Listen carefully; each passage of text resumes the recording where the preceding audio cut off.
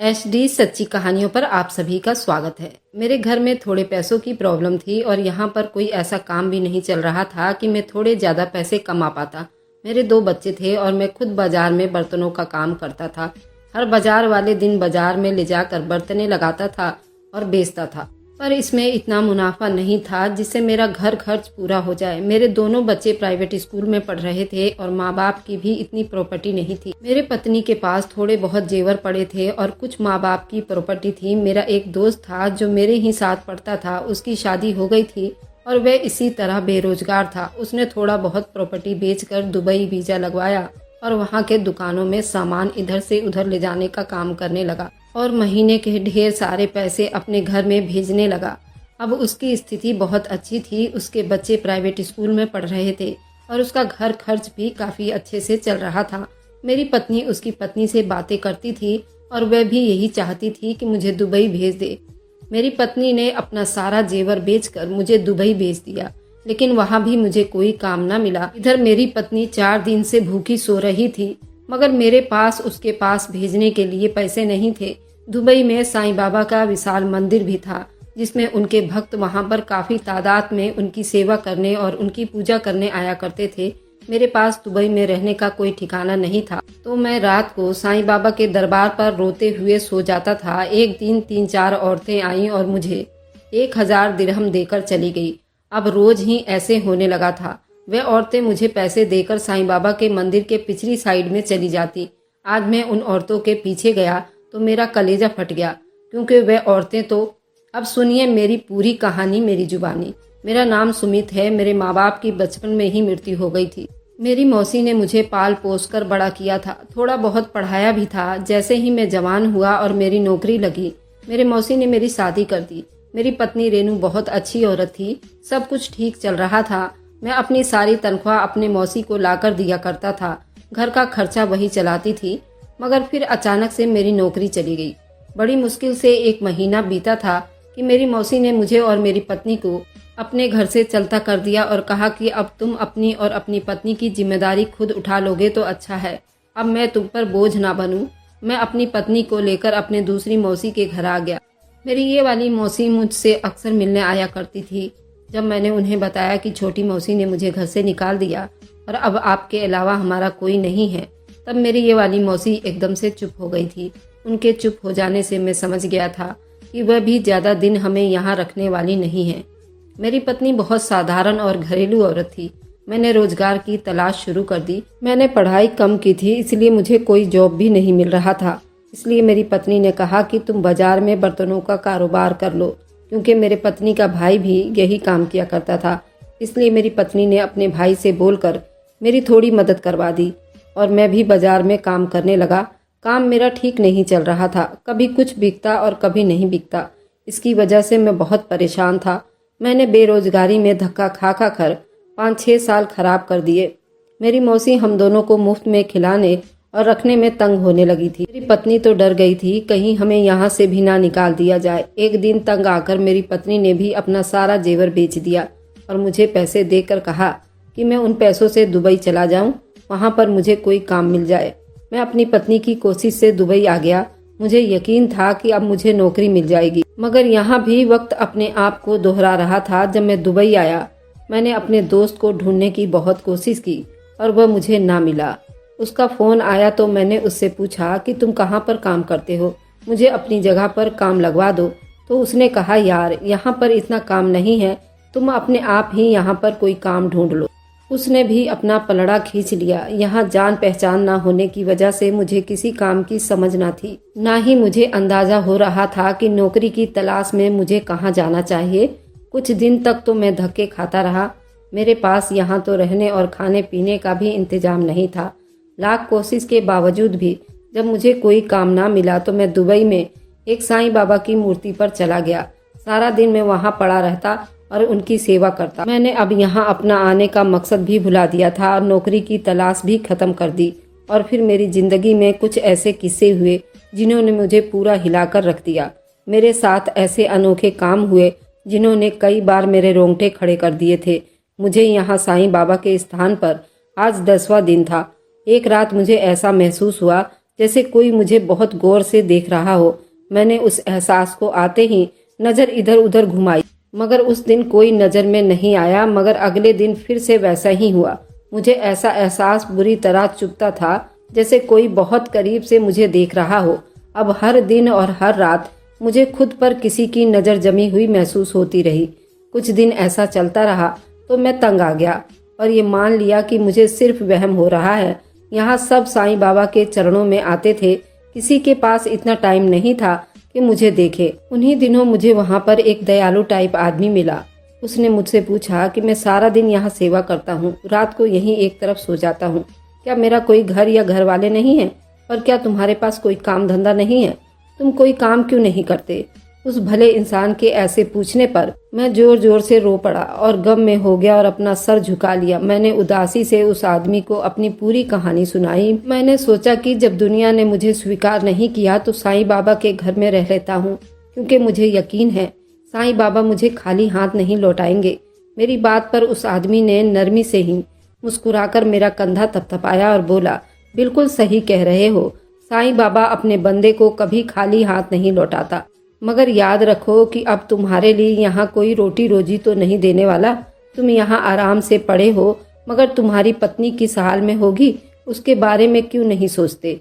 उसको तुम्हारी कमाई का इंतजार होगा, उसे भी वहाँ पैसों की जरूरत होगी।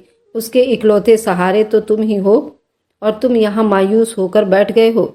मुझे उस आदमी ने समझाया था कि साईं बाबा मेहनत का सिला जरूर देता है, इसलिए मुझे मेहनत करनी चाहिए। मैं सर झुकाए उस आदमी की बातें सुन रहा था। उसकी बातें मेरे दिमाग में घूम रही थी, मगर मेरी मायूसी मुझ पर हावी हो रही थी। उस आदमी ने मुझे बताया कि मैं पिछले कई दिनों से तुम्हें यहाँ देख रहा हूँ। आज रहा नहीं गया तो मजबूरन मैं तुम्हें समझाने के लिए तुम्हारे पास चला आया। उसकी बात पर मैं चौंक गया। मुझे लगा कि पिछले कई दिन से मुझे जिस इंसान की नज़रें महसूस होती है वो यही है। वह आदमी अचानक मुझसे बोला कि आज तुम मेरे साथ मेरे घर चलो, मैं तुम्हें घर का खाना खिलाना चाहता हूँ। मैं उस आदमी की बात पर जज्बाती सा हो गया था। दुनिया में अब भी अच्छे लोग मौजूद हैं जिनकी वजह से ये दुनिया चलती है। वह आदमी भी मुझे लावारिस और अकेला देखकर मुझ पर मेहरबान होने लगा था। मैं उस आदमी के साथ उसके घर पहुंचा। उसका घर पास में ही था। उसके घर में मेरा बहुत अच्छा स्वागत हुआ था। मुझे अंदाजा हो गया कि दुबई के लोग बहुत ज्यादा अतिथि की आवभगत करते हैं। इस मेहरबान आदमी की पत्नी और 2 बेटे भी थे। मुझे वे बहुत अच्छे से मिले थे। उनके घर का माहौल मुझे कुछ अजीब सा लगा, बिल्कुल सफेद और शांत, आसपास में काफी हरियाली और बिल्कुल सुनसान। और उनके घर का खाना बहुत स्वादिष्ट खाना बना हुआ था। मुझे नींद सताने लगी। मैंने अपनी बंद होती आंखों को बड़ी मुश्किल से खोलकर उनसे क्षमा मांगी कि अब मुझे नींद सता रही है, इसलिए मैं वापस जाना चाहता हूँ। मेरी इस बात पर वे सब घरवाले मुझे अपने घर रुकने पर जोर देने लगे। मैं उनके मेहमान नवाजी पर शर्मिंदा हो रहा था। मुझे महसूस हुआ कि जैसे मैं उन पर बोझ बन रहा हूँ, इसलिए मैंने नरमी से ही उनकी ऑफर स्वीकार न करने का फैसला किया। मगर उन सब के बहुत विनती से मुझे एक रात के लिए अपने घर रोक लिया। रात को उन्होंने मुझे अपने घर के ऊपर वाले हिस्से में मौजूद एक छोटे से कमरे में जगह दी। वह बहुत ही छोटे कमरे के साथ खुली छत थी। गर्मी का मौसम था। खुली छत पर ठंडी हवा चल रही थी, इसलिए मैंने खुली छत पर चादर बिछाई और उस पर सो गया। रात के पहर मुझे ऐसा महसूस हुआ जैसे तेज बारिश हो रही है। मुझ पर पानी की बौछार पड़ रही थी, मगर मैं इस तरह गहरी नींद में सोया कि मुझे कुछ होश नहीं रहा। मेरी अगली सुबह आंख खुली तो मैं बाहर आंगन के बजाय कमरे में पड़ा हुआ था और कमरे का दरवाजा अच्छे से बंद था। मैं बुरी तरह से डर गया था। मुझे अच्छे से याद था कि मैं रात के टाइम बाहर आंगन में ही सोया था और उसके बाद जब जागा तो मैं उस छोटे कमरे में था और कमरे की कुंडी अंदर से लगी हुई थी और उस कमरे में कोई खिड़की भी नहीं थी। तो कमरे की कुंडी अंदर से कैसे लग गई और मैं अंदर कैसे पहुंचा, ये सब मुझे परेशान कर गया था। आजकल जैसे हालात और केस में देख रहा था और सुन रहा था, उसके बाद तो मुझे बहुत ज्यादा डर महसूस हुआ था। मैं दुनिया के लिए सिर्फ एक बेवकूफ़ और जवान लड़का था, मगर हालात ने मुझे दिमागी तौर पर वक्त से पहले ही बूढ़ा कर दिया था। मैं उठकर नीचे पहुंचा तो घर खाली पड़ा हुआ था और उसके रहने वाले सभी लोग गायब थे। मैंने सामने किचन की तरफ नज़र दौड़ाई तो मुझे किचन के स्लैब पर एक बड़ा सा कागज नजर आया। जिस पर इंग्लिश में कुछ लिखी हुई थी। उस पर लिखा था कि हम सब शाम को घर लौटेंगे, मेरे लिए नाश्ता किचन में पड़ा हुआ है। और साथ ये भी लिखा था कि अगर मैं ज़्यादा रुकना चाहता हूँ तो खाना खाकर आराम से रुक सकता हूँ। मुझे ये बात बहुत अजीब लग रही थी। अब मुझे ज़्यादा भूख भी नहीं लग रही थी क्योंकि मेरा जिस्म बहुत भारीपन का शिकार हो रहा था। मुझे ऐसा महसूस हो रहा था जैसे मेरा गला भी खराब हो रहा है। मैं जल्दी से उस घर से निकला और अपने साईं बाबा के दरबार में पहुंच गया। रात तक मुझे तेज बुखार हो चुका था, मेरा पूरा बदन बुरी तरह टूट रहा था। मैं वहां एक तरफ अपनी जगह पर पड़ा सोचता रहा, आखिर उन लोगों ने मुझे खाने में ऐसा क्या दिया था जिससे मेरी ये हालत हो गई है। और रात को वहां पर मैं कमरे में कैसे पहुंच गया और कमरे की कुंडी अंदर से कैसे लग गई। मैं 2 दिन से ऐसे ही बुखार में पड़ा रहा और वहां साईं बाबा के दरबार में लोग प्रसाद के तौर पर मुझे खाने पीने को कुछ ना कुछ दे जाते। मैंने उस मेहरबान आदमी को दोबारा नहीं देखा था। मुझे लगा कि वह कोई ना कोई धोखेबाज इंसान था जो धोखे से मुझे अपने घर ले गया था।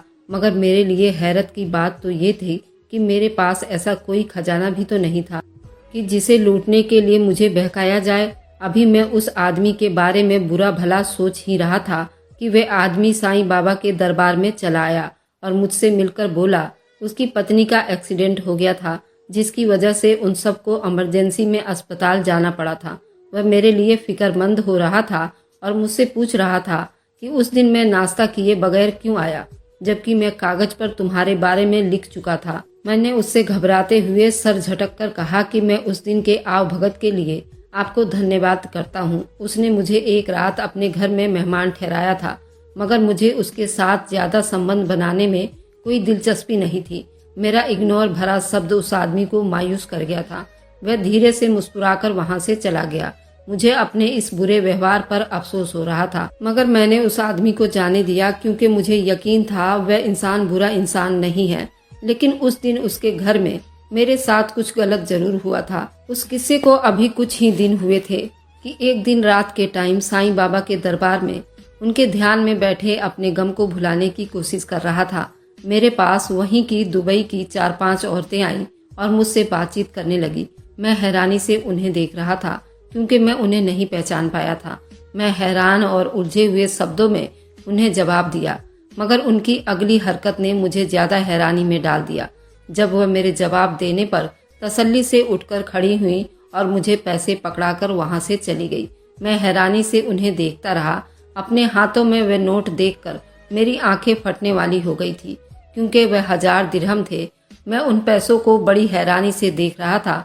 मुझे लगा शायद उन्होंने मुझे लावारिस समझकर इतने पैसे पकड़ा दिए हैं, मगर जो भी था वह पैसे मेरी जरूरत थी और बिन मांगे मुझे मिली थी, इसलिए मैंने भी संभाल कर रख दिया और अगली सुबह एक नए सिरे से अपने लिए कोई अच्छा कारोबार ढूंढने लगा।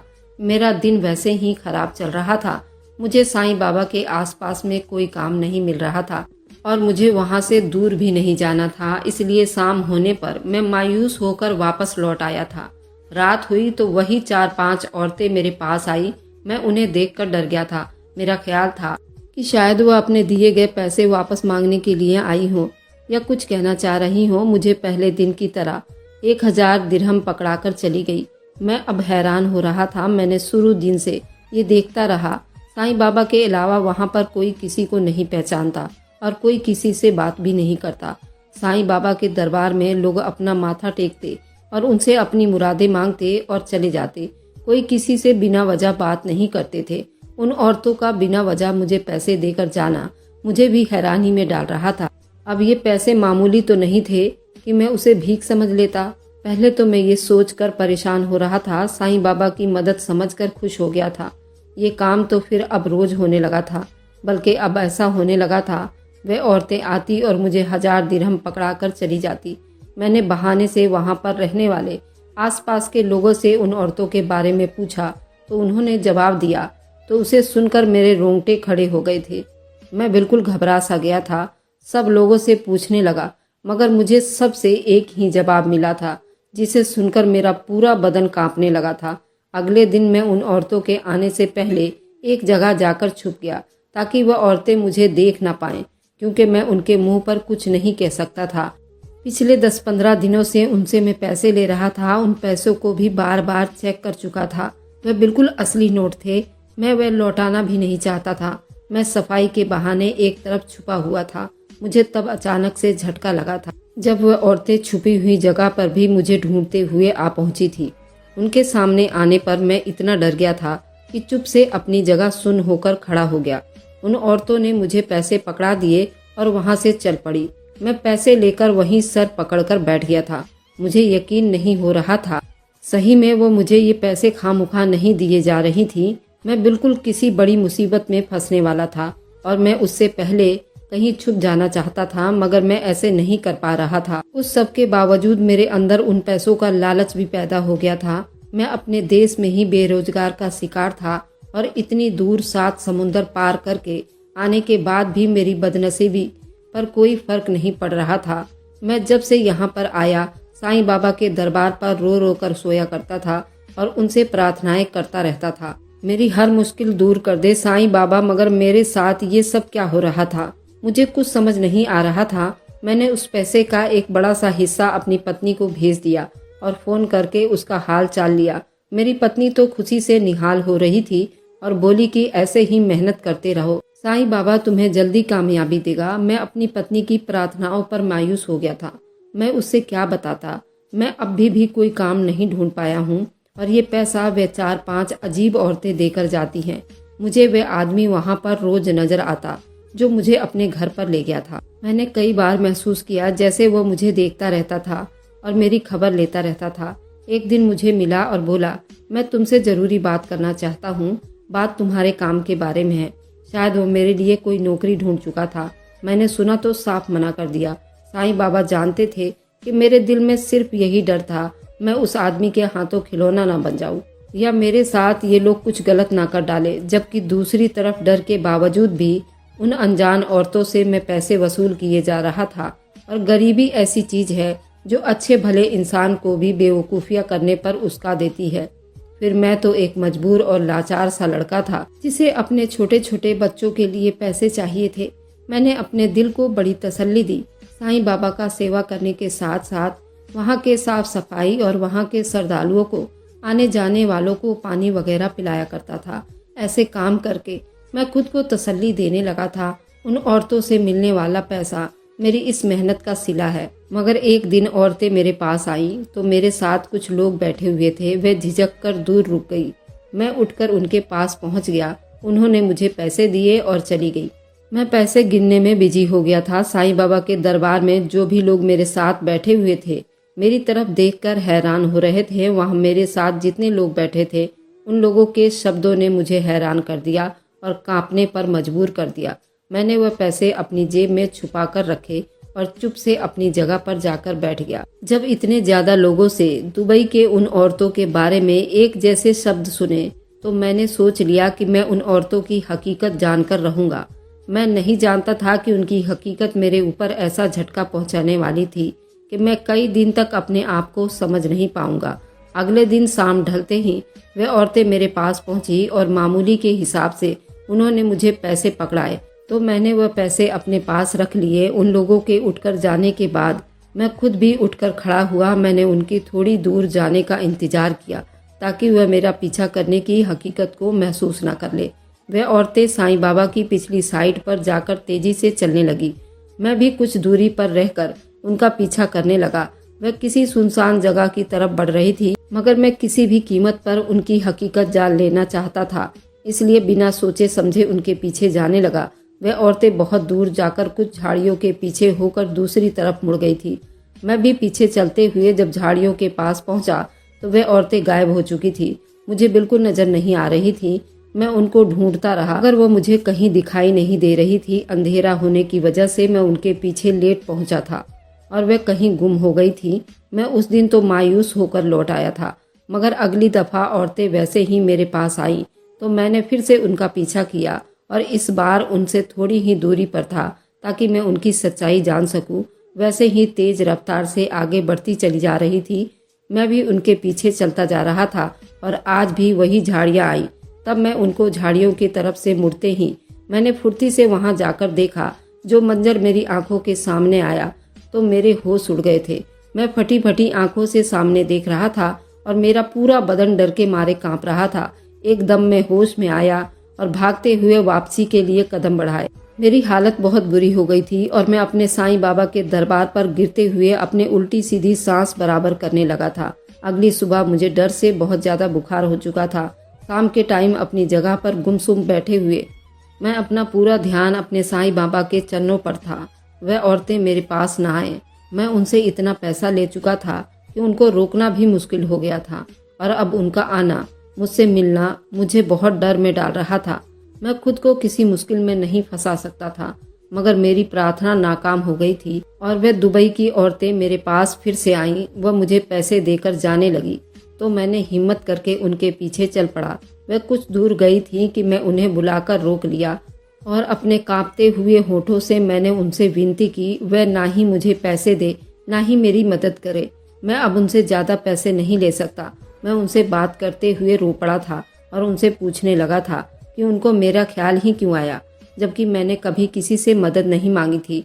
मेरे इस तरह पूछने पर वह चारों पांचों औरतें चुप से कुछ देर मुझे देखती रहीं और फिर मुझे बताने लगी। मैं परेशानी में था और जब साईं बाबा के दरबार में रोकर अपने गम हल्के कर रहा था तब वो मेरी बातें सुना करती थी। ये सारी बातें बताकर मुझे नमस्ते करके मेरी आंखों के सामने से हवा हो गई। पहली बार का मंजर नहीं था जो मुझे महसूस हुआ था। वे 4-5 औरतें इंसान नहीं थी बल्कि कोई और इंसान थे जो मैं नहीं समझ पाया था। मुझे इस बात पर अब तक यकीन नहीं आ रहा था। कोई भी होता तो यकीन ना करता, मगर मैं अपने आंखों के सामने सब देख चुका था, जिसके बाद मेरे लिए यकीन करना जरूरी हो गया था। उन औरतों ने मुझे बताया कि उन्होंने पहली बार मुझे जब साईं बाबा के पास रोते हुए देखा था। मैं हर वक्त सेवा में मगन रहते हुए उनसे प्रार्थनाएं करता रहता था। उन्होंने मुझे इस तरह रोते हुए देखा और अकेले सोते हुए देखा तो मुझ पर तरस आ गया। उन औरतों ने मुझे बताया था कि वे भी साईं बाबा की बहुत बड़ी भक्त हैं और वह इंसान नहीं जिन्नात हैं और वह भी साईं बाबा को बहुत मानते हैं और उनकी सेवा करते हैं, पर वे लोगों को दिखाई नहीं देते। मुझे इसलिए दिखाई देते थे क्योंकि मैं बहुत मजबूर और बहुत बेसहारा था। मुझे उनके बताने पर पता चला कि मुझे जो नजरें खुद पर हर वक्त महसूस होती थी वह उनकी ही थी। वह चुप से मुझे देखती रहती थी। मुझे वो भला आदमी उस दिन अपने घर ले गया था। वह उन्हीं में से एक जिन्नात था और उन्होंने मुझे खाना खिलाया था और जब मैं थक कर सो गया उन लोगों ने ही मुझे कमरे के अंदर सुला दिया था ताकि मैं बारिश से बच जाऊं। उस दिन जब अच्छी खुराक के बाद थकान की वजह से मुझे गहरी नींद आ गई और रात के टाइम तेज बारिश होने पर भी नहीं जागा था, जबकि बारिश में मुझे ज्यादा ठंड लग रही थी। उन्होंने मुझे हवा में उड़ाकर कमरे में पहुंचा दिया और कमरे का दरवाजा बंद कर दिया ताकि गर्मी की वजह से मुझे सुकून मिल जाए। मैं उनकी मदद से उनके घर वालों को ही गलत समझ रहा था और वापस लौट आया था। मेरी बेरोजगारी जब खत्म ना हुई तो उन औरतों ने मेरी मदद करने का सोचा और रोजाना मुझे 1000 दिरहम देने लगी। मैं जब उनके बारे में और लोगों से पूछा तो सब हैरान होकर बोले कि उन्होंने ऐसी कोई औरत नहीं देखी थी जो मेरे पास आई हो। ये बात करीब करीब वहाँ पर सभी लोगों ने कहा था, मगर मैं यकीन नहीं कर पा रहा था कि वे औरतें सिर्फ मुझे नजर क्यों आती हैं। उन्होंने जब मुझे बाबा जी के सेवा करते हुए देखा, उन लोगों ने अलग बुलाकर पैसे दिए। तब भी ऐसा ही हुआ था। उन लोगों को वह औरतें नजर नहीं आई मगर पैसे नजर आ गए थे। मैं डर गया था। मैंने उनका पीछा किया, वह गायब हो गई। अगले दिन भी जब उनका पीछा किया तो वो हवा में बातें कर रही थी और मेरे सामने ही गायब हो गई। आज मैंने उन्हें अपने पास आने और पैसे देने से रोक दिया था। वे जा चुकी थी। उस दिन के बाद वह आदमी कभी मेरे सामने नहीं आया था। मैंने उस अच्छे आदमी से अपने द्वारा किए गए व्यवहार की माफी मांगी और उसे बता दिया। उसने मुझे माफ कर दिया था और उस दिन के बाद से वह औरतें भी मुझे नजर नहीं आई और मुझे उन लोगों ने साईं बाबा के पास ही एक स्टोर में नौकरी ढूंढ कर दी। कुछ ही साल बाद मैंने अपनी पत्नी को भी अपने पास बुला लिया था। हमें यहाँ रहते हुए 12 साल हो गए थे। हम दोनों ने बेशुमार बाबा जी की सेवाएं की थी और यहाँ पर आने वाले श्रद्धालुओं को भी पानी वगैरह पिलाया करते थे। आज सब कुछ ठीक है, मगर मेरे अलावा यहाँ पर उस आदमी को और उन औरतों को किसी ने नहीं देखा था। अगर आपको आज की कहानी पसंद आई है तो वीडियो को जरूर लाइक कीजिएगा और अपने दोस्तों के साथ शेयर भी कीजिएगा। और हाँ, अगर आपने अभी तक हमारे चैनल को सब्सक्राइब नहीं किया है तो ज़रूर सब्सक्राइब कर लें। मिलते हैं हम अपनी कल की एक नई दिलचस्प कहानी के साथ। मुझ पर सदा अपना प्यार और स्नेह बनाए रखें। सभी को मेरा प्यार भरा नमस्कार दोस्तों।